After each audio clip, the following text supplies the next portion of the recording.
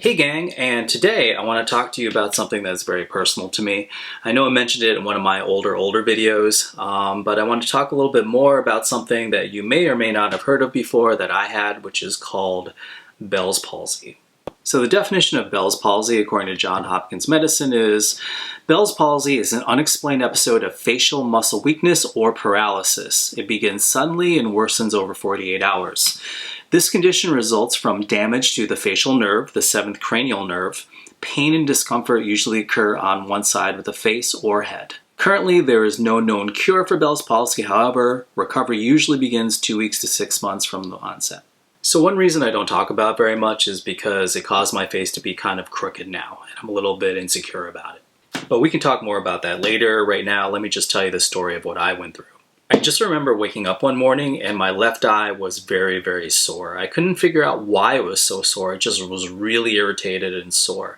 I got up, I brushed my teeth, I looked in the mirror, didn't notice anything different, and so I just went about my day. Later in the day, I went out with some friends and got some food in the evening time, and I remember hanging out with them, and I noticed that the left side of my face was kind of numb, and I was having problems tasting or chewing very well.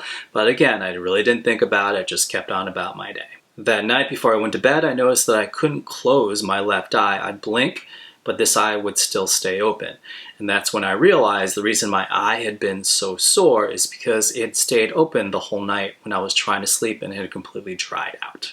I also noticed with my face that this left-hand side of my face was starting to droop down a little bit. Obviously, I was completely confused, so I went to the hospital where they diagnosed me with Bell's palsy.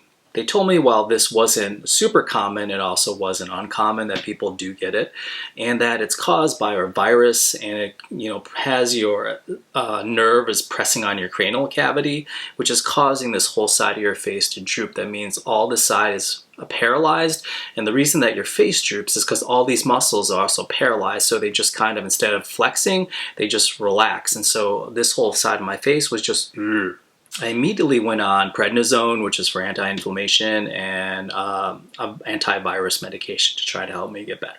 I had to walk around with eye drops because my eye wasn't closing. I had to continually put water in my eye because it would constantly dry out. And at night, I would literally have to tape my eye closed. If any of you out there are watching who've had Bell's palsy, you know exactly what I'm talking about. I literally took Scotch tape, put it over the top of my lid, and taped my eye closed at night so it wouldn't open up, so it wouldn't dry out at night. This went on for weeks, and there was no difference, and I felt like I looked really horrible. I didn't want to go outside, I didn't want anyone to see me because this whole side of my face was drooped. If I smiled, like it was just my right side of my face smiled, my left side didn't smile, it looked really weird. I used to be able to do that thing, you guys are talking about on Dreamcatcher, that Guy does all the time, or like The Rock does, where you lift one eyebrow. There's always my left eyebrow. I couldn't do it. This whole side of my face, completely gone. That was the time in my life that I figured to myself, I was like, I have to give acting up. There's no way that I could ever act again looking like this. It just looks terrible. I mean, obviously it's very obvious.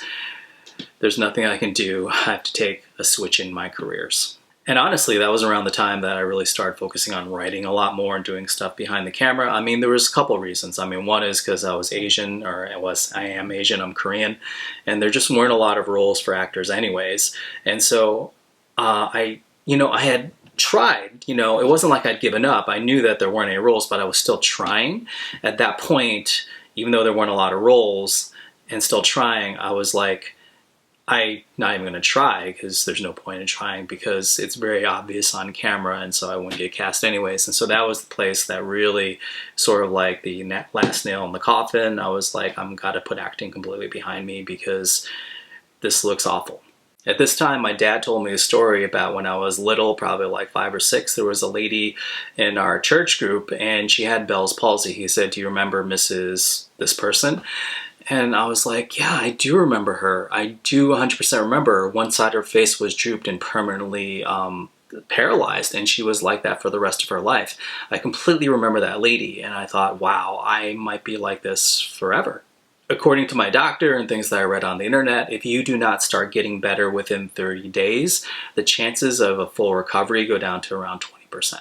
So there was a chance that I might be stuck like that for the rest of my life, and it was very difficult to deal with. I have to say, it was a struggle thinking that this might be the way I look forever. I was depressed. I didn't leave the house. I didn't go anywhere. I didn't want to go to the gym. I just didn't want anyone to see me. My 4th week came up, which is, at the end of this week, it'd be 30 days. And I kept on taking my prednisone and my antivirus medication. I didn't see any difference. But then, like on day 28 or 29, right towards the 30 days, I began to see a tiny bit of improvement. And from that point on, I started to steadily get a little better and a little better and a little better, and the effects started wearing off and my muscles started working again and things started going back into their right position. I never fully 100% recovered. Like, for the most part, you can't really tell, but on camera you can tell and I can tell. The problem is that I still don't have complete movement like I used to, and this side of my face is still a tiny bit lower. So it kind of threw my face off, and it's still off to this day. Not as bad as when I had it fully, but the end result, I still have a little bit of asymmetry because of that situation. So for instance, if I try to lift my eyebrow, I can kind of lift it a little bit, but it's about 1/3 of what it used to be. I could lift it way up there, so it's not quite the same. Also, when I smile, the left side of my mouth is never as high as my right side, so I actually just stopped smiling. And I went several years and I just never smiled because I didn't want people to see how ugly my smile was. I didn't want people to see the results of the paralysis or how uneven my face was. And so if I laughed, I kind of ha ha ha, or I smiled, I just kind of put my lips, made my lips straight. I didn't really ever smile broadly because I was embarrassed. And honestly, it was my last girlfriend, the girl that I talked about in the Tinder video and stuff. One thing that was great about her is that she always told me, she goes, "You have such a beautiful smile." And I thought she was lying. And I was like, "I don't." She's like, "Smile, you brighten up a room." Because before then, I used to smile all the time and it just didn't smile anymore. It wasn't that I was unhappy. I was actually happy. I just didn't show it by smiling. I purposely didn't smile. And she kept on encouraging me to do it. And eventually I was like, screw it. I know I look weird, but I'm going to do it anyways. And so I began smiling based on her encouragement.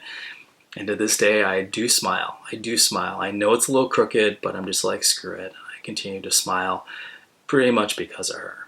But I want to tell you guys, if any of you guys are out there who have been going through Bell's palsy, if you clicked on this video because I'm talking about Bell's palsy, I want to let you know that it does get better. Like, over time, things do improve. If you have it right now, I just read on the John Hopkins, it could take 6 months to improve, and it will eventually get better over time.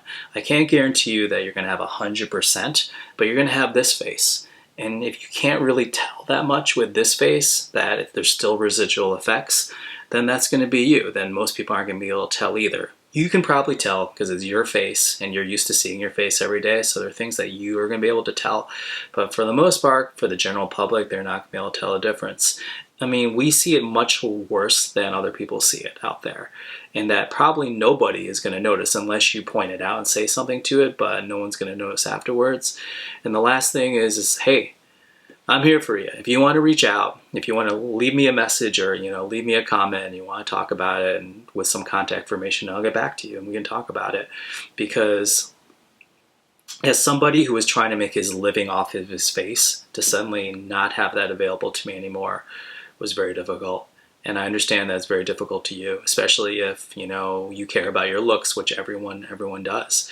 So I want to encourage you, take your prednisone, your anti-inflammatories, take your antivirus medicine, follow your doctor's orders, whatever you can. Catch it early. As soon as you feel any kind of tingling at all, if you're feeling any kind of tingling, go immediately to the doctor, because the earlier you catch it and the earlier you get on medication, the more likely that you're able to get over it and fully recover, because a lot of people do fully recover. And just so you know, there are actors who have had it, like Milo Veronica. He had it. I think George Clooney had it. I think Sylvester Stallone had it. So you can actually make a living and still do things afterwards and live a full life. I know that during the times when it's really sagging and you feel you're having to tape your eye and put drops in all the time, I know that you feel kind of less human during those times and a little dehumanized and embarrassed. I just want to tell you it's temporary and you can get over it. I know it's difficult. So gang, I know I touched on it before, but I thought I'd take this opportunity in this video to talk a little bit about what I went through with Bell's palsy. I hope you guys are having a great day, and for this video, it's a wrap.